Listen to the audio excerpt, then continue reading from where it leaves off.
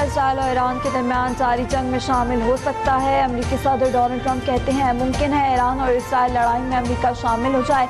रूसी सदर Iran Israel सालिसी में किरदार अदा करें तो खुले दिल से तैयार हूँ।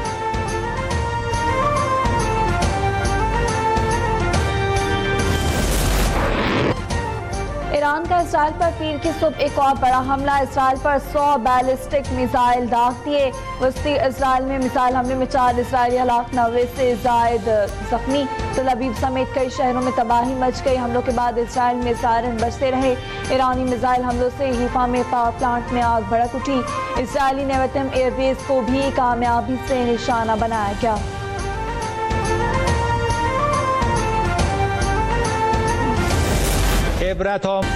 इजरायली अवाम फौरी तौर पर रिहायशी इलाकों को खाली कर दे, हम इन इलाकों को रहने के काबिल नहीं छोड़ेंगे। ईरानी मुसल्लह फौज ने वार्निंग देते हुए कहा कि इजरायली आबादकार फौरी तौर पर वहां से निकल जाएं।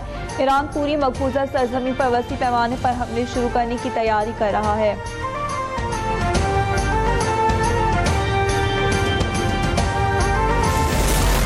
ईरान पर जारियत का इल्जाम स्काई न्यूज की सहाफ़ी को महंगा पड़ गया। ईरानी प्रोफेसर मोहम्मद मेहंदी का बरतानवी सहाफ़ी को करारा जवाब। सहाफ़ी ने सवाल किया ईरान कब मुज़ाकरात की मेज़ पर वापस आएगा।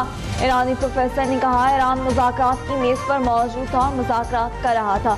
अमरीकी सदर ने इजरायली वज़ीर-ए-आज़म के साथ मिलकर ईरान के खिलाफ साजिश की, फिर भी ईरान पर इल्ज़ाम आयद करना क्या इंसाफ है।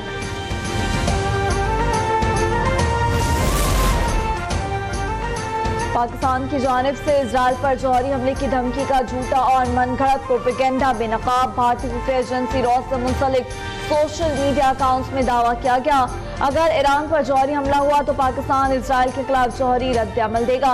वज़ारत ख़ारजा जहरीले प्रोपेगेंडे को यकसर मुस्तरद कर चुकी।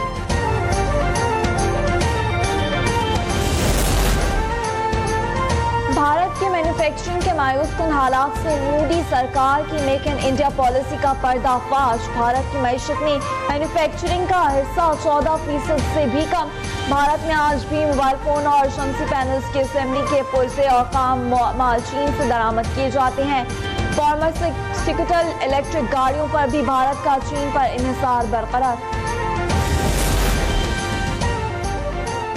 पंजाब का नया बजट आज पेश किया जाएगा। बजट इजलास के लिए वक्त में तब्दीली। आज होने वाला बजट इजलास अब दोपहर 2 बजे होगा। बजट पंजाब असेंबली के नए ऐवान में किया जाएगा। स्पीकर मलिक मोहम्मद अहमद खान इजलास की सदारत करेंगे। ये वो लोग हैं जो अपने दौरे हुकूमत में कह चुके हैं कि पेट्रोल को 400 रुपये पे जाना चाहिए। तो शर्म तुमको मगर क्यों करनी आती है। मुहावरा आपने सुना होगा लेकिन लगता है अपोजिशन ने बिल्कुल नहीं सुना।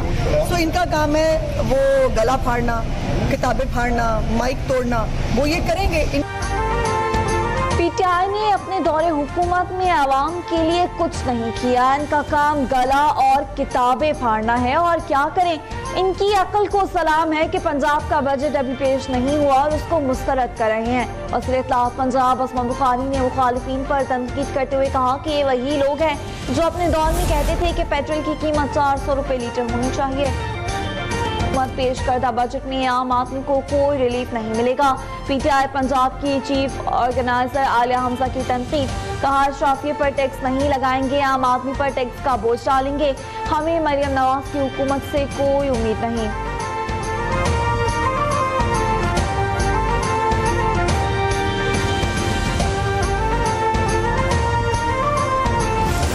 गरीब आवाम कहाँ जाए। ये जब सस्ता करते हैं तो 1 रुपया चंद पैसे सस्ता करते हैं, आवाम खुश होती है।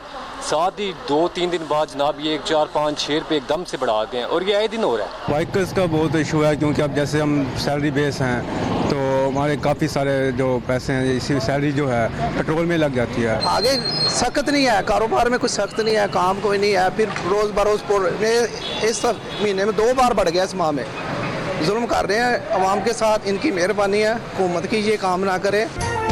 पेट्रोल की कीमत में 4 रुपये 80 पैसे और डीजल की कीमत में 7 रुपये 95 पैसे फी लीटर इजाफे पर आवाम नाराज। लोगों का कहना है हुकूमत को पेट्रोल की कीमतों में इजाफा नहीं करना चाहिए। ज़ाती सवारी तो पहले ही एक ख्वाब बन चुकी थी, अब किरायों में इजाफे से रोजमर्रा सफर भी अजाब बन जाएगा।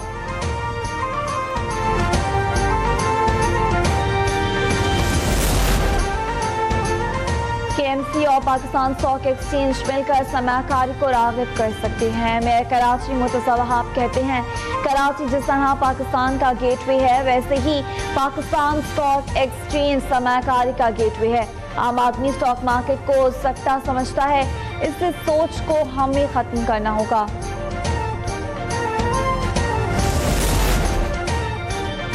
पाकिस्तान की IT बरामदात में इजाफा, आलमी मार्केट में रसाई बेहतर, SIFC की मौसर हिकमत अमली से IT बरामदात में नुमाया इजाफा। रवा माली साल IT और ITES की बरामदात में $541 मिलियन का इजाफा हुआ। पाकिस्तानी फ्रीलांसर्स का $400 मिलियन की तरसलात के जरिए IT बरामदात में कलीदी किरदार।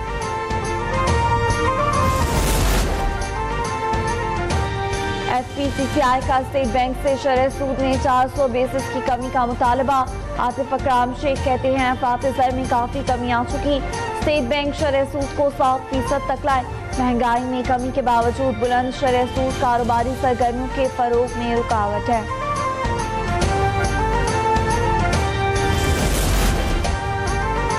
लाहौर में मुहर्रम उल हराम के दौरान सिक्योरिटी इंतजाम के हवाले से आला पुलिस अफसरान का इजलास।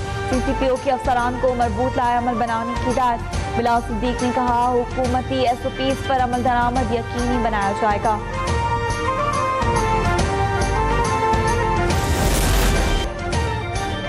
Eight nations cup hockey tournament में पाकिस्तान और मलेशिया का मैच दिलचस्प मुकाबले के बाद 3-3 से बराबर रहा। पाकिस्तानी टीम 2 मरतबा बरतरी हासिल करके भी फतेहयाब न हो सकी। पाकिस्तान की जानिब से अहमद नदीम, अब्दुर्रहमान और राना वहीद ने गोल किए। पाकिस्तान इवेंट में आज जापान से मुकाबला करेगा।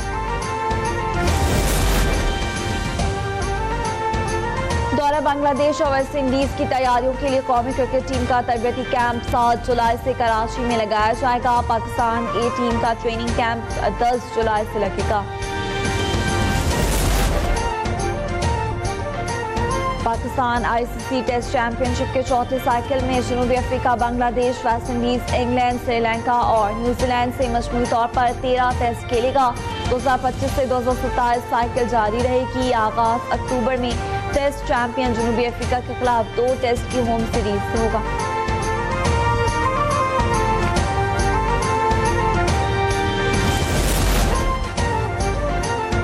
और कराची में आज बरसात की पेशगोई। शहर में गर्मी और हब्स की शिद्दत बरकरार। आज चंद मकामात पर आंधी और गरज चमक के साथ बारिश की तवक्को। इस्लामाबाद में भी बादल गरज चमक के साथ बरसने के लिए तैयार।